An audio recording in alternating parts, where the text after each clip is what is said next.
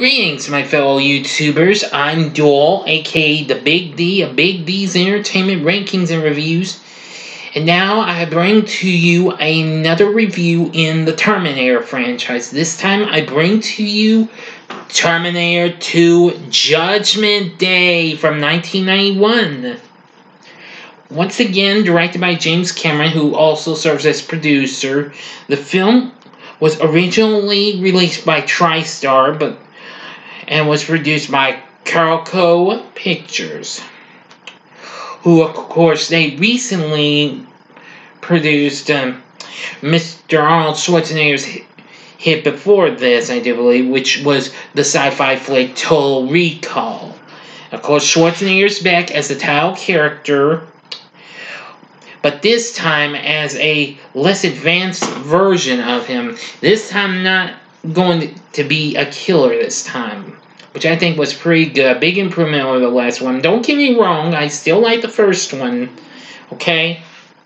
This was also promoted as T2. Also, Linda Hamilton returns along with Robert Patrick, who plays the main antagonist, the liquid male shape-shifting T-1000, and Edward Furlong as John Connor, the son of Sarah Connor. Well, it follows Sarah and her son John as they are pursued by a new, more advanced Terminator, the T-1000, sent back in time to kill John and prevent him from becoming the leader of the human resistance, after the original Terminator failed to do this. Anyway, the film was a mega hit. And I gotta say, it was really good. Anyway, the film takes place in 1995, where John Connor is living in LA with his foster parents. His mother, Sarah Connor, had been preparing him throughout his childhood for his future role as the human resistance leader against Skynet. And of course, that's the AI that will be given control of the U.S. nuclear missiles and initiate a nuclear holocaust known as Judgment Day on August 29, 1997, but was soon arrested and imprisoned at a mental hospital after attempting to bomb a computer factory. Soon in 2029, Skynet sends a new improved Terminator designated as T-1000 to kill John. It's an advanced prototype made out of liquid metal that gives it the ability to take on the shape and appearance of almost anything it touches. Well, and it takes on the role of a policeman it kills on the freeway. Meanwhile, the future version of John Connor has sent back a reprogrammed T-800, of course, Model 101, to protect his young self. So, I'm going to talk about this. I'm sure everybody's seen it, so don't mind me talking about the whole movie. Anyway, the Terminator and T-1000 converge on John at a shopping mall, and a chase ensues. Fearing that the T-1000 will kill Sarah in order to get to John, he orders the Terminator to help free her after discovering that the Terminator must follow his orders. So, they encounter Sarah as she is escaping from the hospital, although she is initially reluctant to trust the T-800. Then they escape in a police car from the T-1000.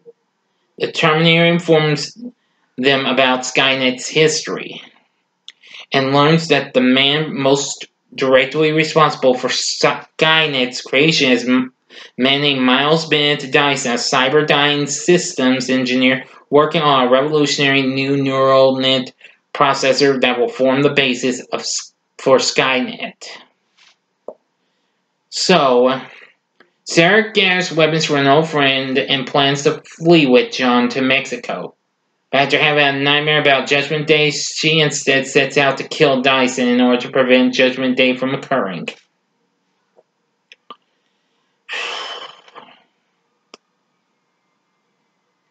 So,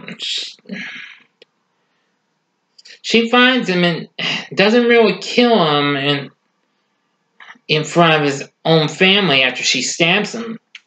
Soon John the Terminator arrive and inform Dyson of the future consequences of his work. And they've learned about everything that happened back in 1984. So they break into the Cyberdyne building and retrieve the CPU and the right arm of the previous Terminator. Soon, the police arrive and Dyson's shot fatally. But he rigs an improvised deadman switch that detonates to explode the explosives when he dies once the bombs are around. But the T-1000 is caught and eventually catches him in the steel mill. Now, I will go on to the ending, so I give you 5 seconds to stop this video before I keep going, if you have not seen the movie.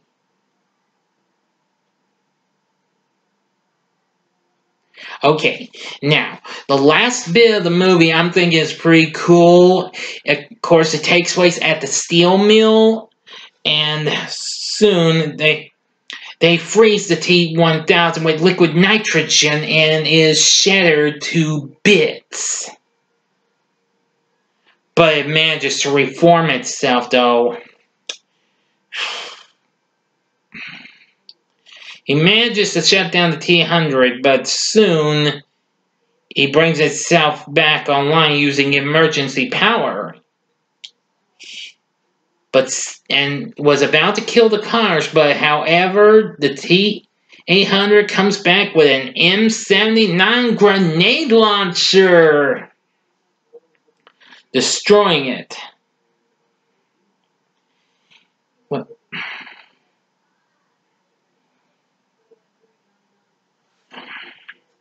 And John tosses the arm and CPU of the original Terminator into where the T-1000 went, a vat of molten steel. Well, Terminator explains that to ensure that it is not used for reverse engineering, it must also be destroyed. So it asks Sarah to assist in lowering it into the vat, since it is unable to self-terminate. John begs and eventually orders the Terminator to reconsider. It makes the decision to obey him, but he bids them farewell. So anyway, that's how the story went. The Terminator gives him a final thumbs up after being lowered into the molten steel. And then we see John and Sarah drive down the highway and hear some words from her. But anyway, I won't reveal that though. But anyway, I absolutely thought Terminator 2 was absolutely awesome. I think the cast was real good. As much as I didn't have much to say, but the cast of the first one was good. But I'm talking about the second one too now. And I think the second one's pretty good. The cast was great. James Cameron did a great job in directing this. And I gotta say it was pretty good. The movie is over 2 hours. However, soon after that, a couple of years after it was released on video, it later got released again in a special extended version containing about 15 or 20 more minutes of additional footage not shown in this version, as a matter of fact. I've never encountered it though, but well, that would be pretty cool to watch, though. Oh, yeah. But anyway, like its predecessor, Terminator 2 spun out lots of things. I'm sure comic books and video games, which, of course, were produced by you got it, none other than Big Bad LJN themselves. Well, I can say that most of them are factually bad. The NES Terminator 2 game is okay. It's a beat 'em up and what have you. And it was developed by Software Creation, so that was an okay game. Now, LJN did a game with the Bits Corporation for the Super Nintendo, but I didn't like it. It was not good, because I've seen gameplay and walkthroughs of it. Avoid that game. Same thing with the Sega Genesis version, although that was published by Arena Entertainment, since both that company and LJN were under license at Acclaim Entertainment. However, they did put out a port of Terminator 2, the arcade game, which kind of a sort of auto-scrolling first-person shooter game, which I think was cool and all. I can't remember who developed it, though, for this consoles, but well, but still, I'm going to have to say, would I recommend Terminator 2 Judgment Day, this movie? Hell yeah! This is the best, one of the best Terminator movies there ever was, in my opinion. But anyway, you don't have to take my word for it. I'm just kidding. I'm sure a lot of y'all think Terminator 2 is the best, and if you do agree with me, then thank you. Tell me what you thought about Terminator 2 Judgment Day in the comments section.